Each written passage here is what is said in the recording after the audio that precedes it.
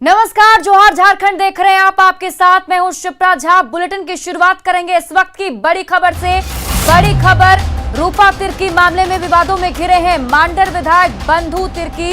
ये बड़ी खबर आपको बता रहे हैं। रूपा तिर्की मामले में ये बड़ा अपडेट सामने आया है, जिसमें मांडर के विधायक बंधु तिर्की घिरते हुए दिखाई दे रहे हैं। रूपा के परिजनों को लालच देने का आरोप लगा है इन पर। परिजनों ने कांग्रेस विधायक बंधु तिर्की पर बड़ा और संगीन आरोप लगाया है। सीबीआई जांच की मांग नहीं करने के लिए प्रलोभन देने का आरोप बंधु तिर्की पर लगाया गया है। रूपा के परिजनों ने सीबीआई को एक ऑडियो भी उपलब्ध कराया है साक्ष्य के रूप में। तो ये बड़ी खबर आपको बता रहे हैं। रूपा तिर्की मौत मामले से जुड़ा हुआ ये बड़ा अपडेट सामने आ रहा है, जिसमें मांडर के विधायक बंधु तिर्की घिरते हुए नजर आ रहे हैं। परिजनों का आरोप है कि मांडर विधायक ने परिजनों से सीबीआई जांच मांग नहीं करने के लिए प्रलोभन भी दिया था, और इसी संगीन आरोप को लगाते हुए जो परिजन है उन्होंने सीबीआई को ऑडियो भी एक दिया है। हमारे साथ इस खबर पर अधिक जानकारी के साथ ओम प्रकाश जुड़े हुए हैं। सीधे उनके पास चलते हैं। क्या कुछ अपडेट है ओम प्रकाश? अब ऑडियो जो दिया गया है, सीबीआई इस ओर से भी कुछ जांच कर रही है। अभी मांडर विधायक बंधु तिर्की से भी क्या पूछताछ हुई है? जी, फिलहाल जो जानकारी सामने आई है शिप्रा, उसके अनुसार जो सीबीआई ने परिजनों से पूछताछ की और उनसे पूछा उन्हें क्यों लगता है कि इस मामले में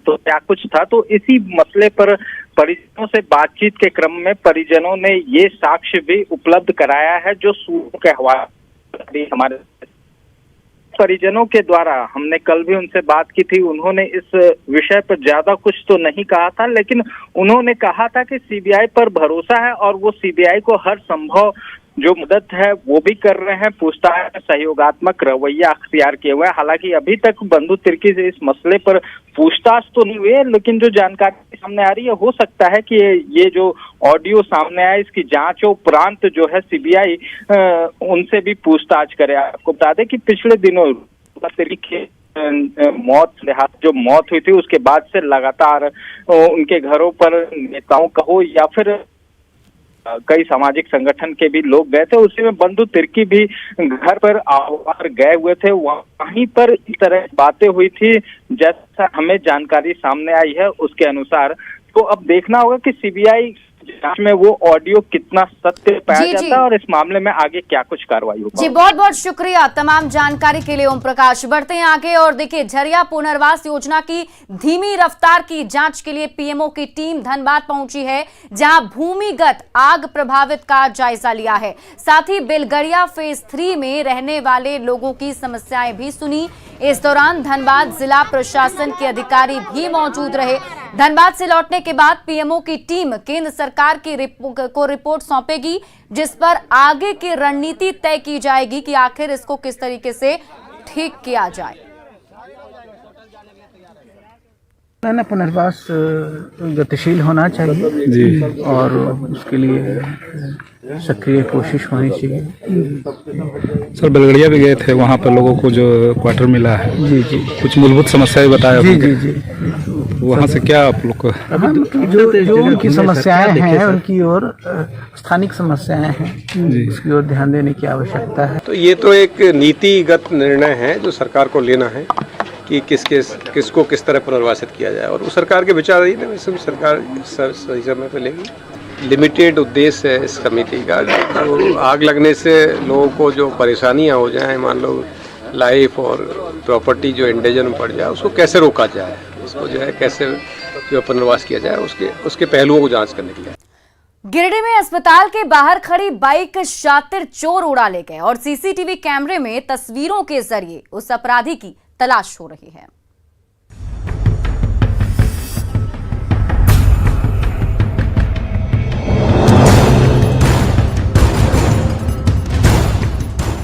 शिवम क्लिनिक के बाहर चमचमाती फटफटिया की कतार लगी है। उसी में से एक बाइक पर बैठा ये शातिर हैंडल अनलॉक करने की जुगत में भिड़ा हुआ है। ये देखिए, उसने बाइक पर मास्टर की लगा दी है और बार बार हैंडल को घुमा रहा है। आखिरकार कुछ देर की कोशिश के बाद शातिर अपराधी सफल होता है और जैसे ही हैंडल अनलॉक होता है बाइक को मोड़कर रोड की ओर ले जाता है और किक लगाते ही वहां से रफू चक्कर हो जाता है।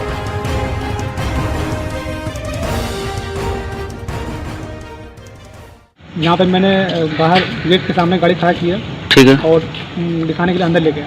हाँ और बस 5 या 10 मिनट बाद जैसे मैं बाहर आया हाँ। तो मेरी गाड़ी वहाँ पे नहीं थी। कौन सी गाड़ी थी आपका? हीरो का था, ग्लैमर था।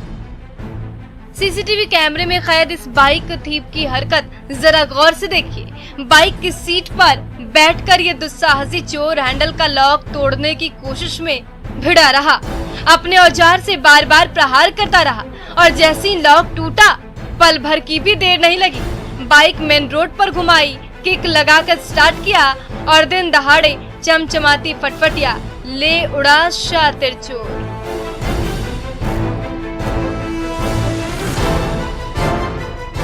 सीसीटीवी की तस्वीर के जरिए उसकी तलाश हो रही है। गाड़ी जो ले गए हाँ। उसका पूरा सीसीटीवी फुटेज में आ गया है पूरा चेहरा, अच्छा, और चेहरा थोड़ा धुंधला दिख रहा है लेकिन पहचान में आ जाता है।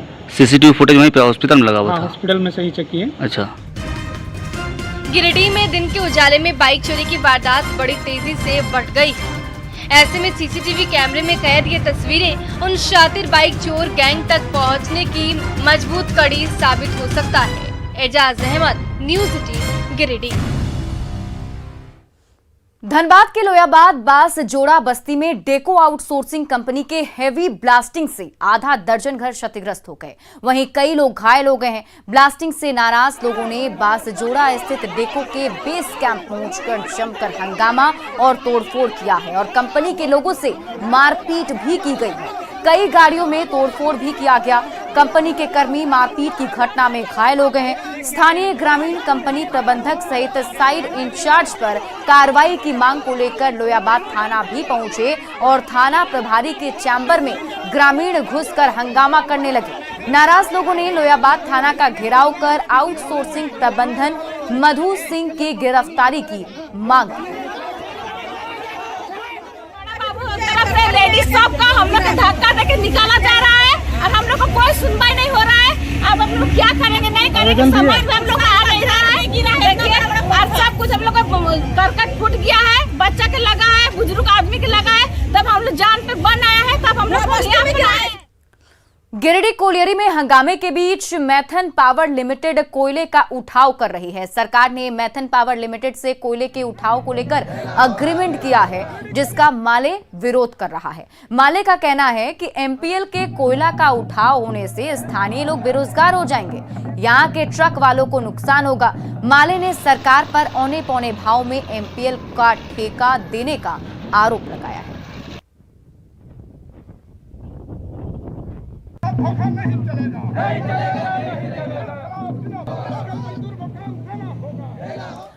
गुमला पुलिस को एक बड़ी सफलता हाथ लगी है। पुलिस ने भाकपा माओवादी के एरिया कमांडर रंथू उरांव के करीबी माने जाने वाले नक्सली राकेश उरांव उर्फ मानकी उरांव को चैनपुर थाना क्षेत्र के मरवा जंगल से गिरफ्तार किया।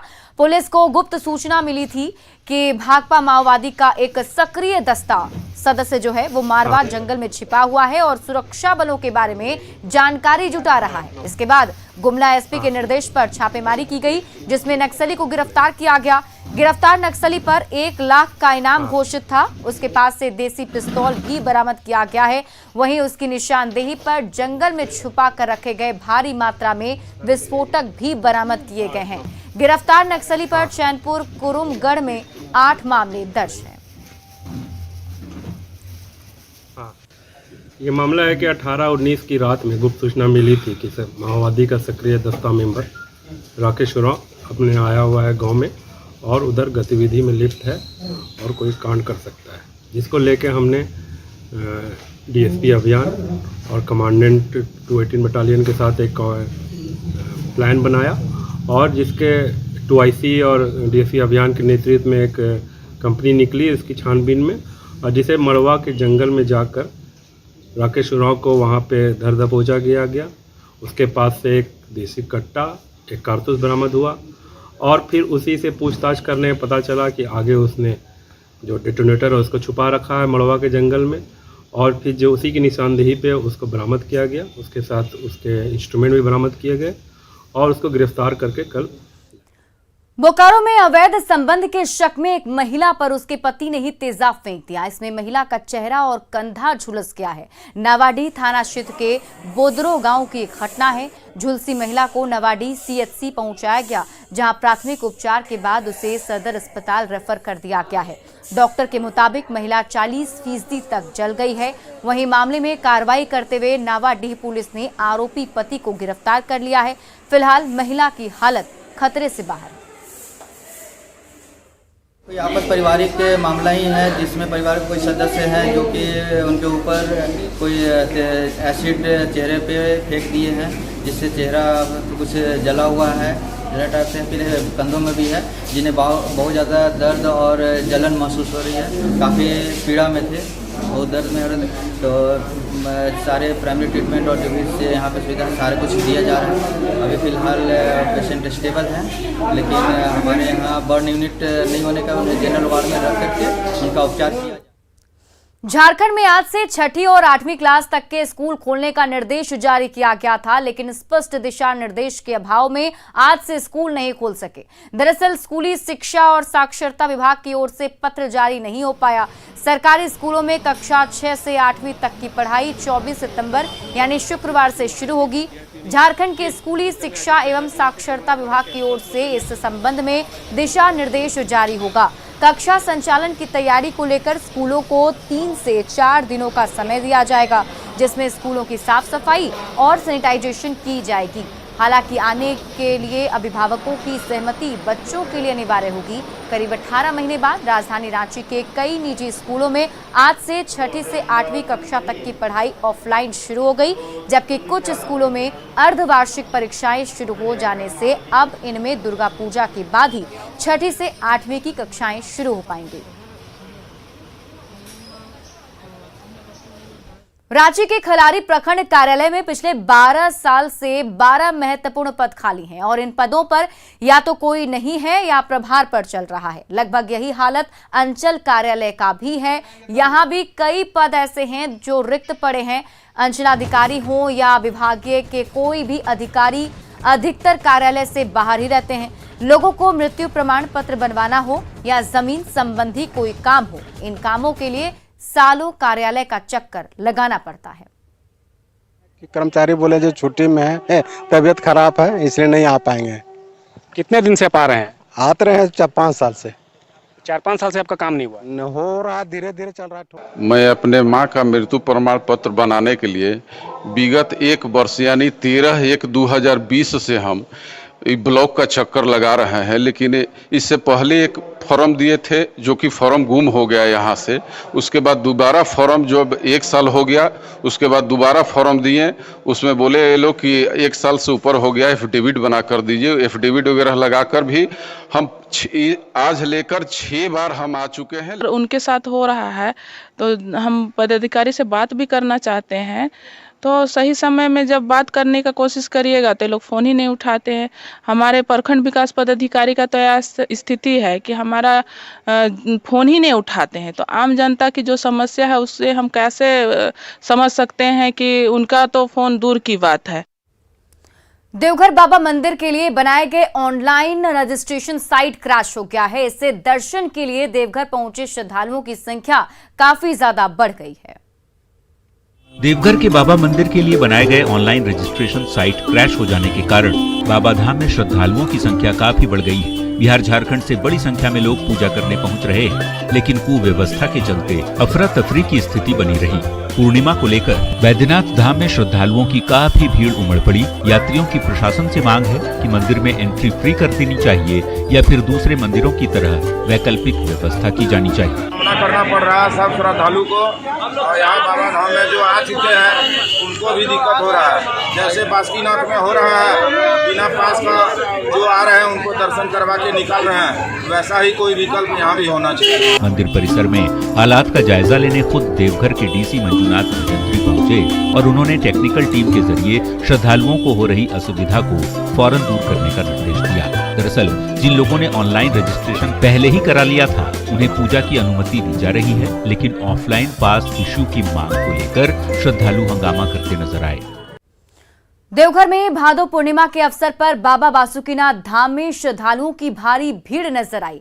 महीनों बाद मंदिर खुलने के कारण श्रद्धालुओं में काफी उत्साह देखा जा रहा है। श्रद्धालु कोरोना गाइडलाइन का पालन करते हुए मंदिर में प्रवेश कर स्पर्श पूजा अर्चना कर रहे हैं। श्रद्धालुओं के सुलभ जल अर्पण के लिए पुलिस प्रशासन भी चाक चौबंद नजर आ रहा है।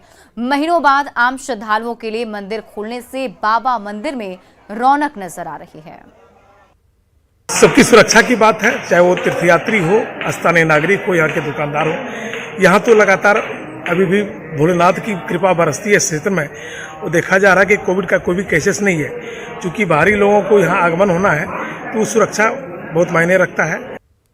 अब पश्चिम बंगाल में साइक्लोन का प्रभाव झारखंड के कई जिलों में देखने को मिलेगा। मौसम विभाग के पूर्वानुमान के अनुसार झारखंड में 23 सितंबर तक आकाशीय बिजली गिरने के साथ बारिश की संभावना है। कुछ जिलों में भारी बारिश होने का भी अनुमान है। साइक्लोनिक सर्कुलेशन की वजह से इसका प्रभाव 23 सितंबर तक बना रहेगा।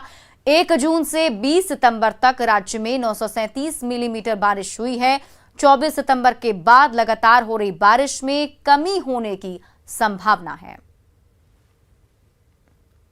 झारखंड में अगले 4 दिनों से आज 20 से लेकर 23 तारीख तक कई स्थानों पे आपको हल्के से मध्यम दर्जे की बारिश देखने को मिलेगी। साथ साथ आज 20 तारीख को आपको जो दक्षिणी जिले हैं वहां पे एक आध जगह पे भारी बारिश देखने को।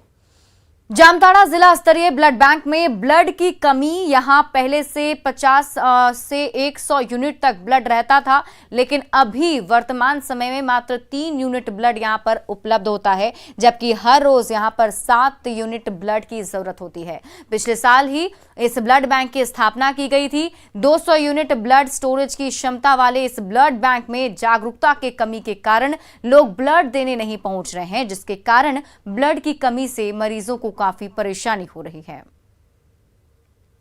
यहाँ लोकल जो जितने आदमी जो समाज सेवी सब है, लोग थोड़ा डोनेशन कभी कभी करते हैं, लेकिन वो लोग थोड़ा इसका प्रचार प्रसार होना चाहिए कि इसमें थैलेसीमिया लोग को ब्लड का जरूरी पड़ता है। और आइए अब देखते हैं झारखंड 2020।